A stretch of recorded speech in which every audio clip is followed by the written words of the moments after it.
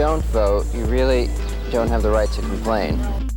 I think it's an obligation, and certainly a lot of my people have died for the right to vote. If God had intended us to vote, he would have given us candidates.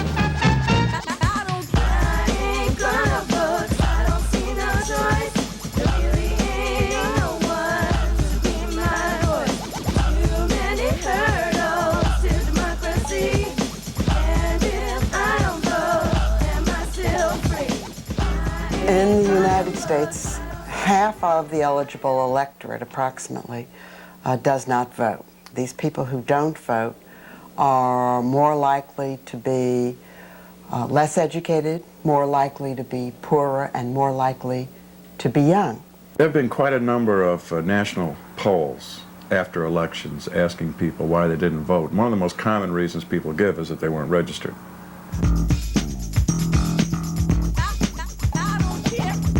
I wasn't about to figure out how to go about the registration, and then I'm working, and I have a 10-year-old to take care of. So everyday life kind of took over, and I put that on the back burner. It almost feels as if we have to chase people to actually register and vote.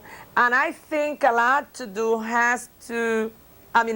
that has to do with the fact that we have a very dissatisfied electorate in America, particularly in the urban centers of America.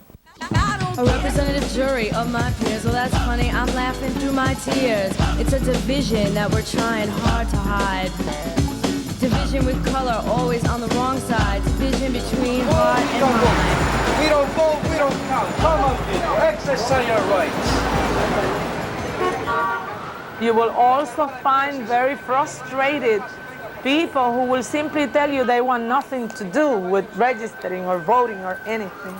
It is that particular group that walks away from the system and allows, somehow we will have an impact on who do we have ultimately representing us.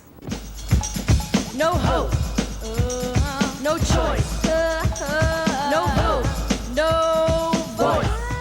At the time of the actual voting is like a vulgar entertainment, and I think people enjoy it the most when they don't know who's going to win, as though it were a horse race. What I look forward to is an indifference on the part of a majority to the whole process, so that the important parts of government then could see that there was very little interest in whether they were elected or not, and they then might be embarrassed and give some thought to the problems that are really present for all of us.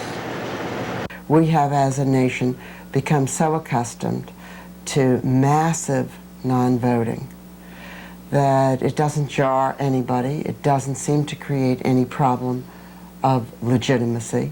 This non-voting problem is something that characterizes only the United States, and only in the United States in the 20th century.